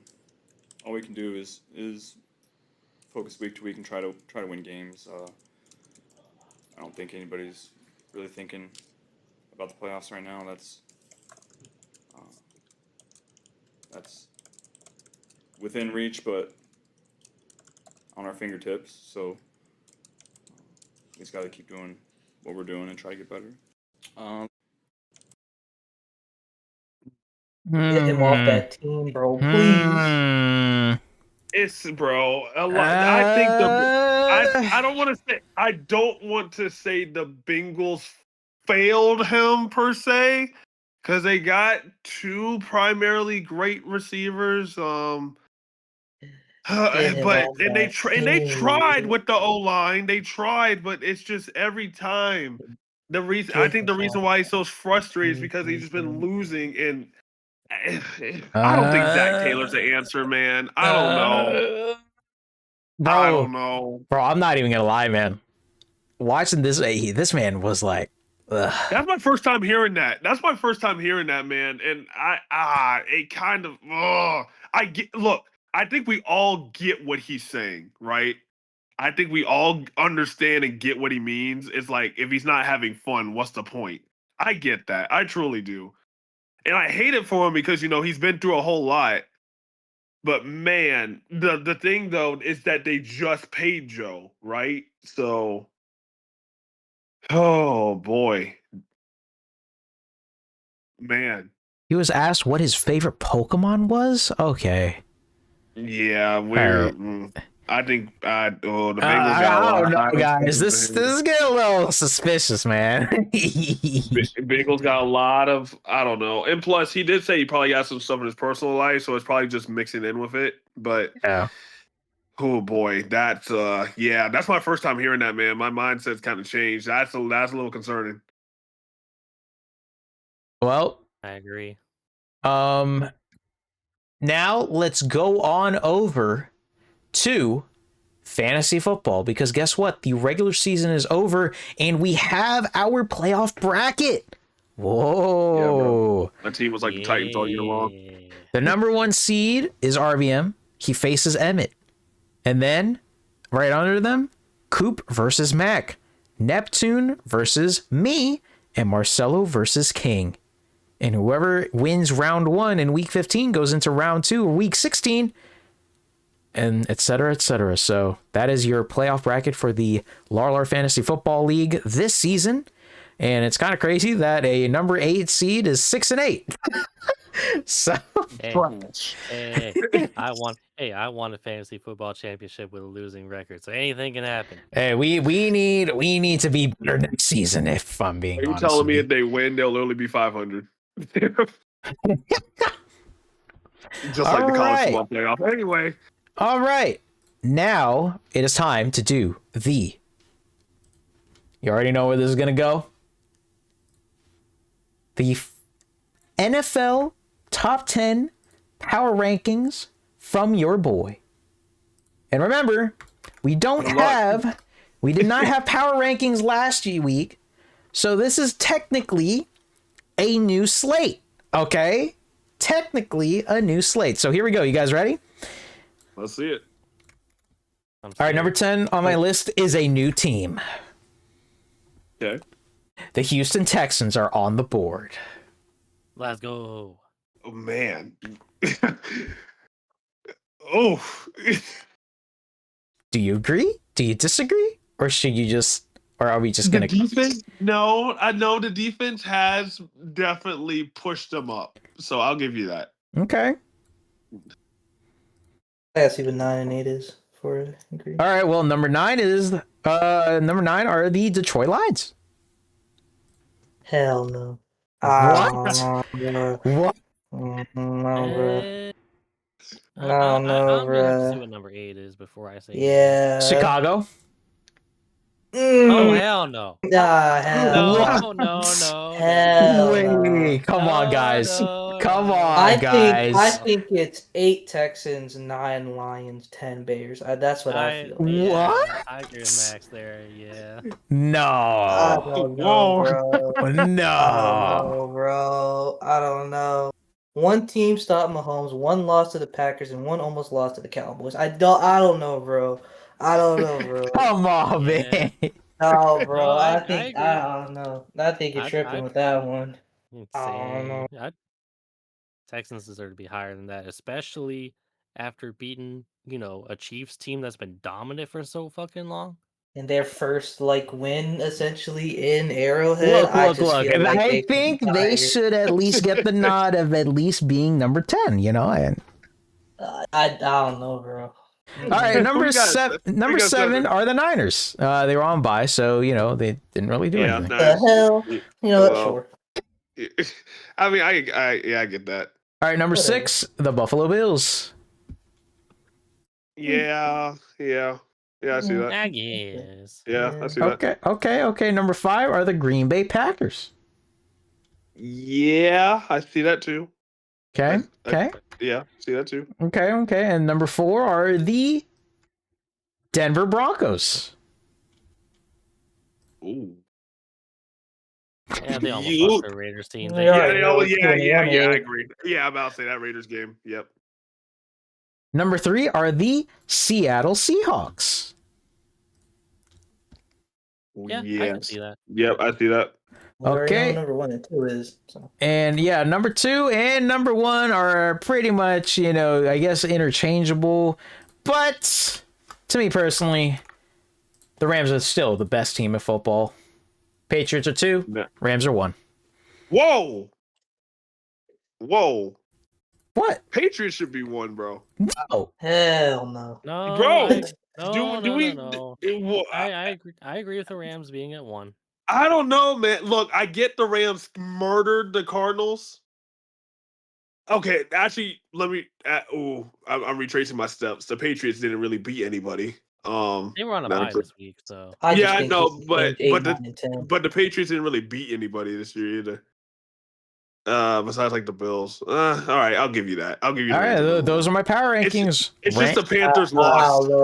It's just the Panthers loss. It's just the Panthers loss. That's like what's making me think.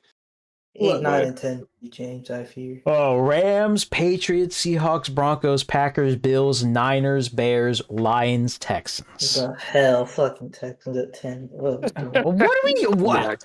disrespectful. I just really feel like they should be higher. I just What? feel like they should be higher. Really? I think they should be at I think least the 8. Texans should be at least 9, but I I say get 8. it.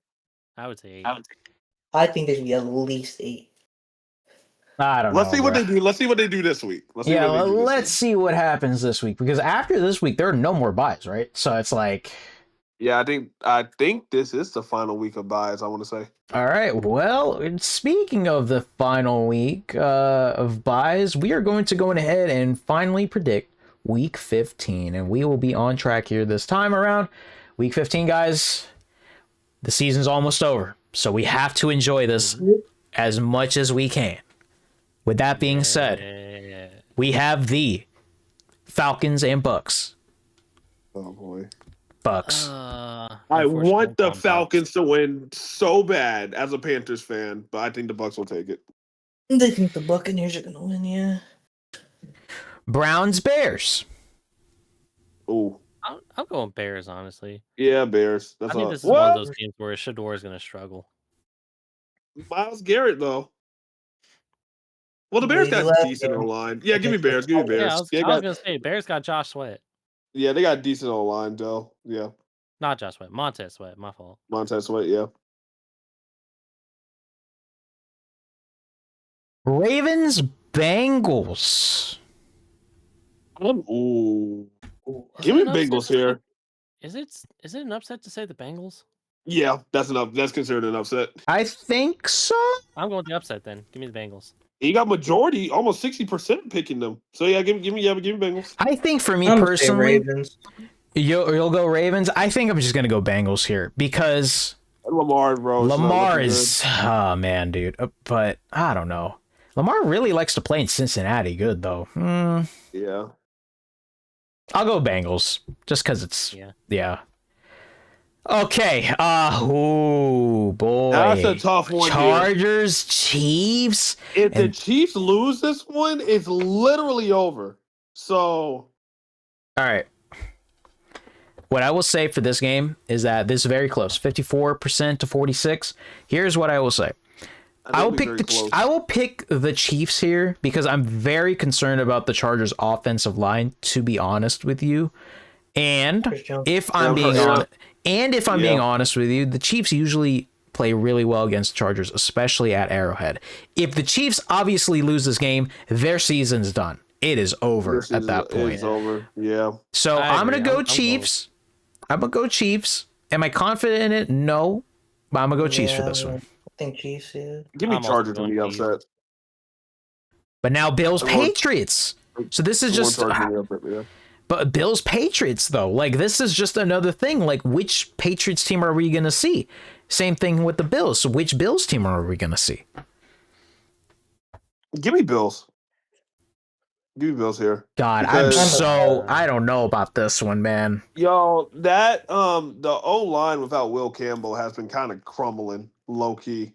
Yeah, but the they're Bills. without Will Campbell. Yeah, I think he's still out. But the Bills defense isn't that great. Yeah, that's true. Yeah. Mm, Give me this Bills is- still. I think Josh Allen will find a way. Yeah, I think they're gonna split this season. Bills defense has been getting a little bit better in terms of the run game. So give me I Bills. have Give me I have Bills. to- I have to agree. Give me Bills. I'm going Patriots. I don't know. I can't. I don't know, dude. That's trauma talking to you. Don't It listen is to me. it is trauma talking. It is trauma talking to me right now, but I think I'll go Patriots. Commanders, Giants. Giants. Holy crap! Go This ahead, game. You choose know what? Giants. The No, I'm gonna Bengals, pick y'all. Bengals, Give me, I'm give me, going- give me hell? Commanders. Give me I'm What going Commanders. the hell? I'm going New York Giants. I think Mariota's getting better each game. So You give me be out your Commanders. damn mind. Give me Commanders. Choosing. Give me the Giants. I want to lose. Bro, the Give me Giants got a lot of Holy- distractions right now, man. They got a lot of distractions. I want right, us to lose, so they'd be like, "Damn, we lost to the Giants. We fucking suck. Clean out the entire house." All right. I want to Okay. lose bad. Now, all right, next game here. Raiders, Eagles. The Raiders, baby. Give me a do it. Give me a. You know what? Ooh. So, Ashton okay. All right, Jenkins. You know what? here is a funny thing about this game, right? Let me go ahead and look it up really quick, all right? I would not be surprised. if I'm the gonna Raiders just come go into- ahead. I'm gonna just go ahead and look this up really Give quickly. me the Raiders. Bro, Hold on a remember, if the Eagles Hold go on a 4 second. and out, if they go 3 and out the first drive, they will boo the mess out of them. Max Crosby, career day. Geno Smith, career day. Bro, Give me. But what if The it's a Kenny Raiders, Pickett bro. career day? That's fine too. So- Kenny Pickett's playing? So- Hold on. so here you are, right? Joe Davis and Greg Olson will be calling the game for Oh. Eagles Raiders 1 p.m. and the Eagles are 11.5 point favorites. Guess what happened in 2023 against the Cardinals? That's Lost. exactly the game I was going to bring up. They were also 11.5 point 11.5 favorites. point favorites. Oh, bro, give me the fucking I'm Raiders. going with the bro. Las Vegas Raiders, bro. Bro, no, bro. I give it the Raiders. Give it the Raiders. Kenny Pickett revenge game right here. No, there's no way. There's no way, son. There's no way. I think Kenny Pickett will get it done. There's a way. Oh my god, if the Eagles lose this game, oh my god. Bro, God. it's so It's loud. Oh, gonna get It's so so I think the city loud. will burn. So loud. I think the city would burn. All right, Jets, Jaguars. Yep. Jaguars, Yeah, yeah. Cardinals, Texans. Come on, Yep. Texans. Yeah. Whoa. This is a good one. Oh, this is a good game right here. Ooh, look at these two games give right here. me, Holy Give me, shit. give me Green Bay. Yeah, I'm taking Gre- Green Bay. Green Bay? Give me Green Bay. Yeah, same here. I'll do it. I'll do it. Same here. Bro, I promise I'll, you. I'll probably be the only one who disagrees here. I'll go Denver. I'm taking the pass. Is it Well, I because of their think it will. defense? Yep. Okay, fair enough. I think Jordan Love will That's struggle understandable. against that defense. Fair I enough. don't think Josh Jacobs is going to be able to run all over that defense. So You know what? This Crystal game Watts. is going to be a very good testament, by the way, of how I believe in this Broncos team. If the Broncos win this for game, sure.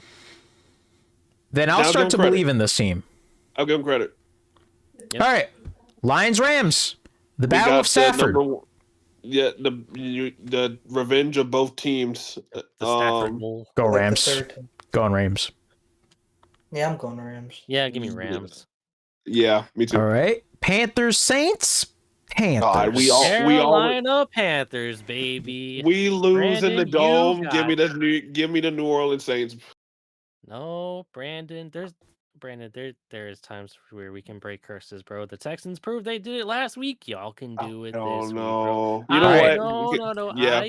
I fully believe in Bryce Young and Rico Dowdle will get the job done, bro. I'm going Panthers. Titans, 49ers. Oh, Titans, 49ers, bro. easy. Bro, Titans. What? I think this momentum's gonna keep on going. there's no way. There's no No. way. No, There's no way Bro, that the 3 Titans and win this game. 11, Give me bro? the Titans in the upset. 3 Give me the and Titans. 11, bro? You think they're stopping Brock Purdy, Christian McCaffrey, and George McGriddle? There's no way the Titans win this Hell game. yeah, There's bro. no Bro. way. There's This no will way the be Titans the win. upset of the week. There's here. no way. They're gonna be Y'all some- gonna be like, bro, what? Telling you, bro. There's no way the Titans win this Thank you, game. Bax. All right, Colts, Seahawks. Well, it doesn't matter who's at Oh, quarterback, but the well. Seahawks win that. Seahawks by 60, baby. Holy shit. I don't know about that. Maybe 59. Man, not 6. Vikings, Cowboys. I'm going Cowboys. Yeah. Yeah, me I too. hate it, but I'm going Cowboys. Actually, I kind of want the Vikings to win, but it's okay. yeah, we Yeah, know. you And got one. the Dolphins, Steelers. Boy, you know what? Give me Dolphins here. The hell? Really? 9-8 Super Jets Bowl. ain't got Here no we come. Pittsburgh defense. Steelers. I'm gonna go Steelers. I don't know. They In play terms the of Jets. this Playing a real team game, now. both Give me- defenses kind of suck. So Give me 42. I'm gonna go like 45. I'm going 57 points for this one. Holy crap. Damn. You know why? I'm picking the Steelers to win 39-18. Bro, they got DK Metcalf running gunner on special teams, bro. Oh, that is true. And And yeah, to basically end it off here, let's look at the Tankathon NFL draft order. Giants are right now number 1. Raiders, Titans, Browns, Saints, Commanders, Jets, Cardinals, Rams, and Cincinnati round out the top 10 at the moment. So Let's go Giants, bro. this is the order as of right now, and that will go ahead and do it for episode 13 of this podcast. Thank you guys so much for listening and watching. Sorry for all the internet issues from earlier. I'm not sure what happened there. So I will need to potentially cut this a little bit, but that's okay. But anyways, thank you guys so much for listening and watching. Thanks to my friends for being here, and we will see you guys next time and next week for episode 14, where we will cover week 15 of the NFL season. And I do smell a couple of interesting upsets here, but I'm really looking at this Raiders-Eagles one, man. Oh boy. All right, have a good one, everybody. See ya.